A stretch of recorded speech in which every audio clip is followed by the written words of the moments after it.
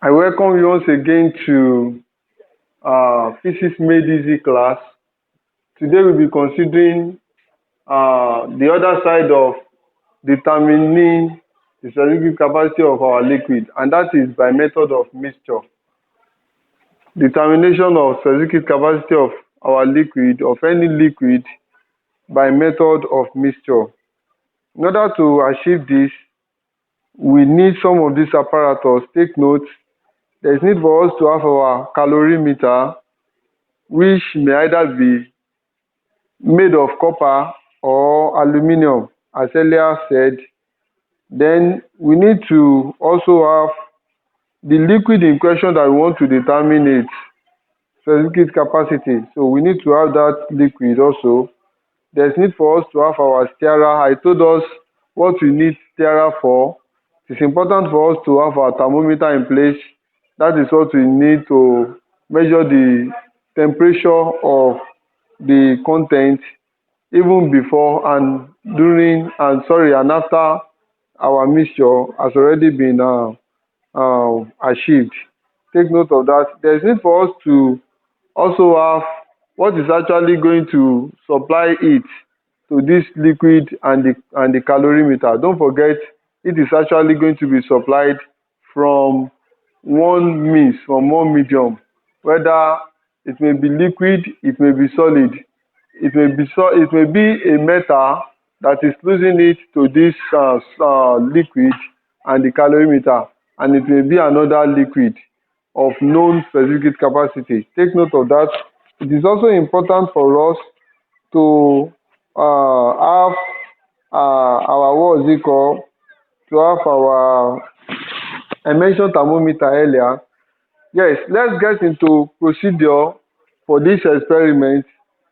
Number one, weigh the mass of calorimeter. Weigh the mass of calorimeter before you pour your liquid into it.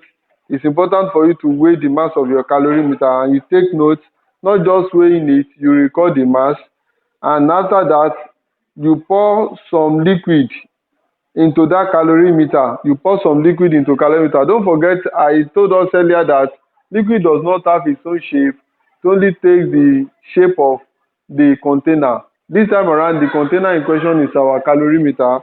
So after you have poured the liquid inside the calorimeter, it is important for you to reweigh, and the whole essence of this is just to know difference between the initial weight of the calorimeter and the calorimeter now, the weight of the calorimeter, sorry, the mass of the calorimeter when we have already poured the liquid inside. So that will give us the mass of the liquid in question. After that, we also need to note the initial temperature of the calorimeter and the liquid.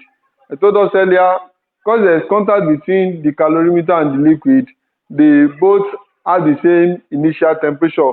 Likewise, they will both also have final temperature, as we continue to see as we move on. Now, we boil some, well, this time around, I'm making an assumption that it is liquid that we want to use to supply it to this liquid and the calorimeter. And this liquid in question, I make assumption that it is water in this case. So you boil some amount of water in the kettle and record its initial temperature. Now, when you boil, water is expected to boil at 100 degrees Celsius. Take note of that.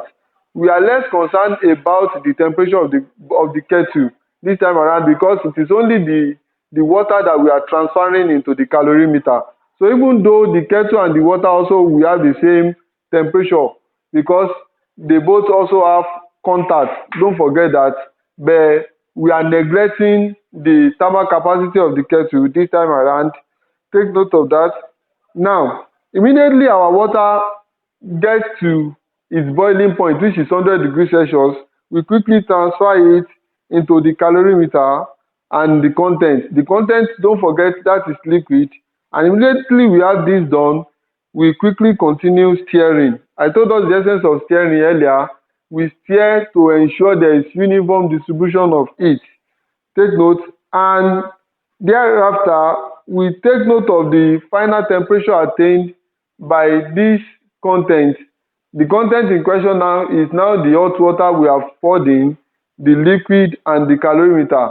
When everything attain the steady temperature, when there is no longer heat being lost by the hot water, and there is no other heat being gained by the liquid and the calorimeter, we take this temperature, and that is our final temperature of the mixture. Now, having established all these things, it is important for us to also note the mass of the water that we are transferring, the mass of the hot water we are transferring into the calorimeter. Take note of this. Having established these parameters, we can deduce from the experiment the following, just like as I've mentioned them in the course of the procedure. Now, we make assumption, or better still, don't let me use assumption now. We represent mass of our hot water that we are transferring from the hot kettle by M subscript W. The W there represents water. Don't forget, mass is always measured in kilogram. Yes, mass of the liquid. Yes, I just make assumption that the liquid in question, we may have benzene, we may have oil, we may have kerosene. Different form of liquid can feature in there.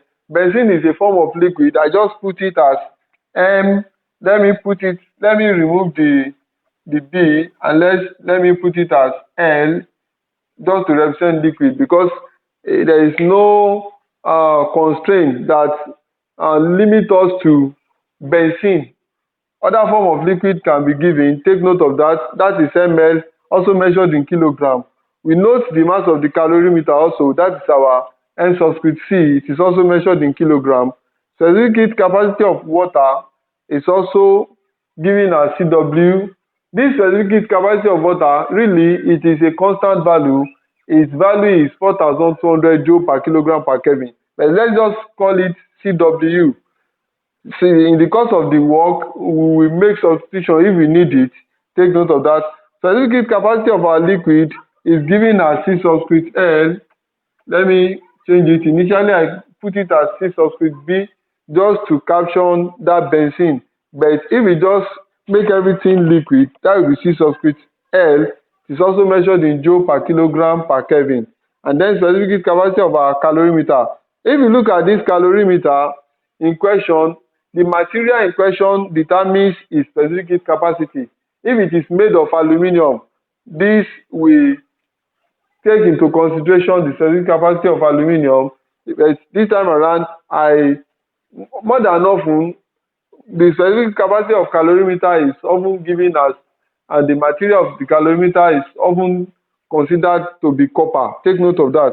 The initial temperature of hot water that we are transferring from the kettle is given as our θ1. This is Kelvin. The K there represents Kelvin, which is also the same thing as our degrees Celsius.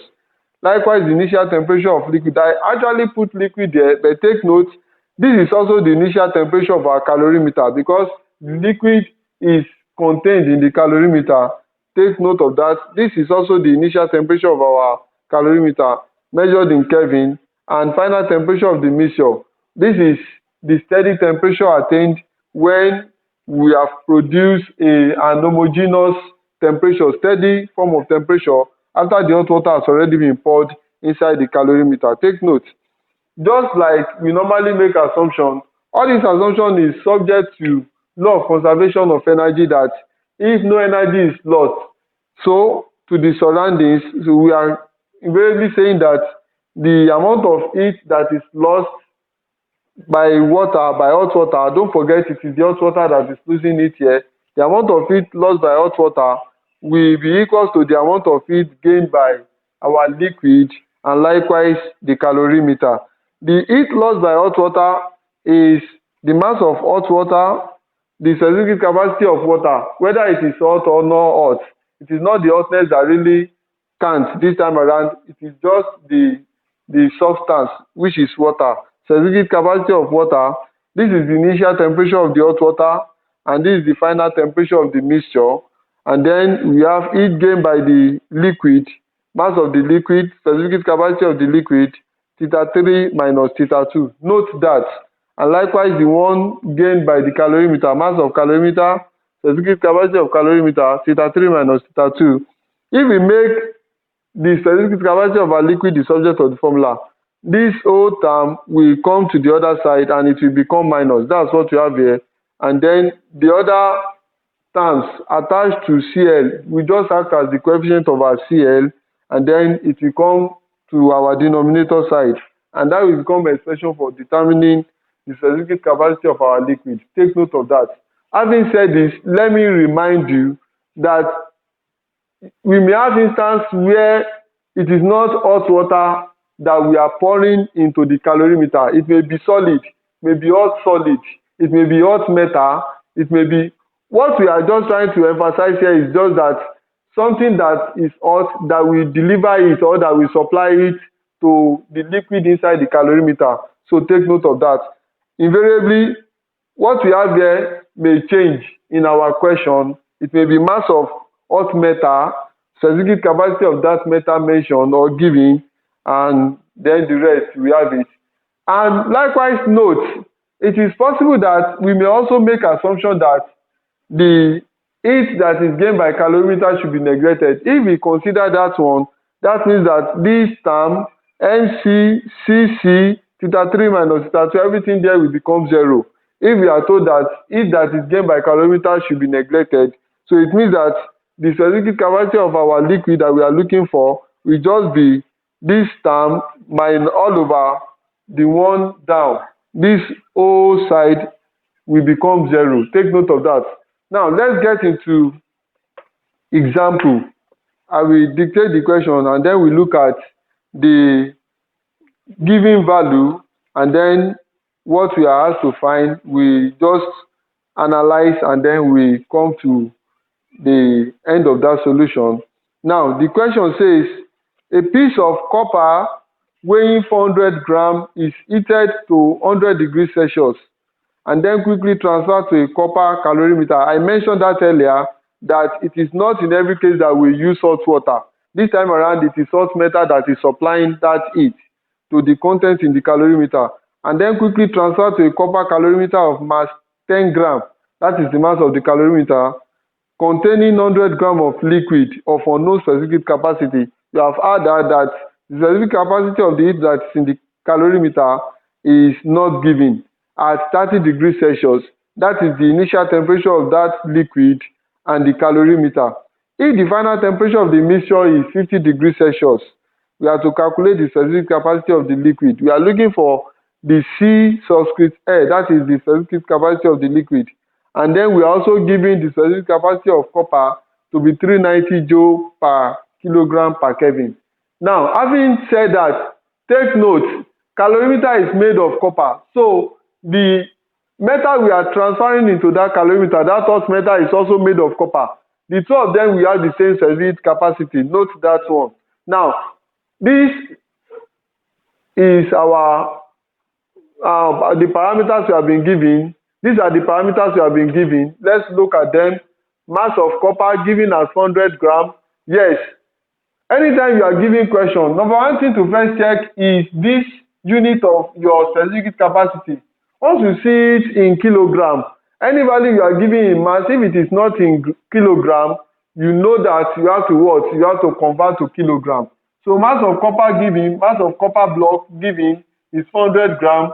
The initial temperature of that copper from where we are transferring it into the calorimeter is given as 100 degrees Celsius. Mass of calorimeter is 10 grams. Mass of liquid 100 grams. The initial temperature of that liquid and calorimeter is given at 30 degrees Celsius, and final temperature of the mixture is given at 50 degrees Celsius. The specific capacity of copper is given as 390 joule per kilogram per Kelvin. We are asked to look for specific capacity of our liquid. Under law of conservation of energy, assuming no heat is lost to the surroundings, we are invariably saying that heat that is lost by that hot copper will be equal to heat gained by the liquid and the calorimeter. And then we have this expression. I have actually said that, I said note, all masses should be in kilogram, just because our CC is in form of kilogram. So we do our conversion. 400 grams is equivalent to 0.4 kilogram. 10 grams of calorimeter is equivalent to 0.01 kilogram. And 100 grams of our liquid is equal to 0.1 kilogram. So if we fix in all our value, 0.4 times specific capacity of the copper block times initial temperature of that block minus the final temperature of the mixture will be equals to mass of the liquid, specific capacity of the liquid that we are looking for, the final temperature minus the initial temperature of that liquid, mass of the calorimeter, specific capacity of the calorimeter I told us earlier, that is still for copper, and then the temperature difference. So if we do all this manipulation, this one will produce 7,800. Everything here, 50 minus 30 is 20. 20 times 0.1 will give us 2 Cl. If you multiply everything that we have there, we have 78. So we collect like terms. Bringing this 78 to the side of 7,800, we change it from positive to minus. And then we have everything equals to 2C subscript L. If C subscript L is made the subject of the formula, you subtract this one from 7,800, we are left with 7,722, and then we divide by the coefficient of CL, which is 2. And then we have our answer as 3,861 joule per kilogram per Kelvin, which you can also express as 3.861 kilojoule per kilogram per Kelvin. On this note, we have come to the end of our class today. When next we meet, we'll be considering aspect of measurement of heat energy, and that is latent heat. Latent heat, we have different forms of latent heat. We have latent heat of fusion and latent heat of vaporization. Until then, happy listening.